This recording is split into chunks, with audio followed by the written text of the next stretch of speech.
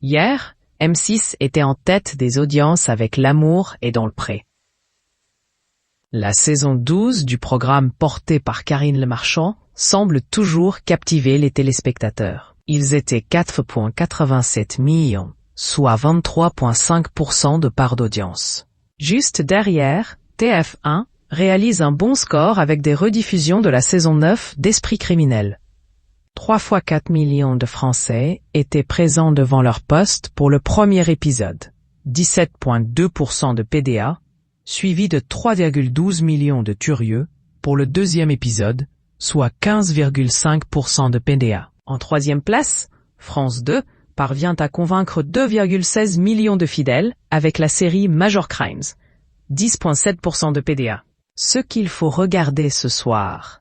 Ce soir, France 3 va dégainer 3 épisodes de la série La Stagiaire. Découvrez les enquêtes judiciaires du duo atypique Frédéric Philipponi, Arié Elmaleh et Constance Meyer, Michel Bernier.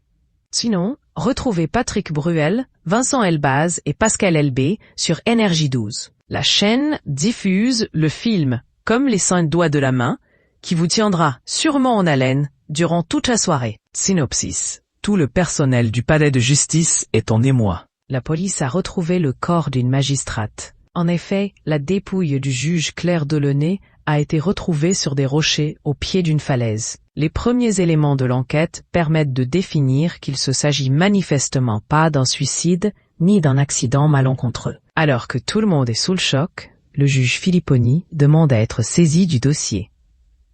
Il parvient à dissimuler son émoi, mais Constance commence à se poser des questions. En effet, il tient secret un détail très important qui risque de compromettre l'instruction du dossier. Philipponi omet d'informer sa hiérarchie qu'il a eu une relation amoureuse avec la défunte. Synopsis. Suzy Hayon, veuve prématurément, a élevé ses 5 fils dans l'amour et la solidarité. D'un, l'aîné est le patron d'un grand restaurant. Jonathan tient, tant bien que mal, une pharmacie. Julien est professeur de lycée tandis que Michael, le plus jeune, passe le plus clair de son temps à jouer au poker. Quand réapparaît David, celui qui s'était éloigné, leur vie bascule.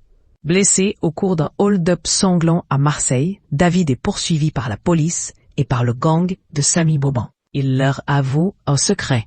Malgré les tensions entre Dan et David, les 5 frères sont obligés d'affronter ensemble l'adversité. Ils décident de s'unir pour venger la mémoire de leur père assassiné.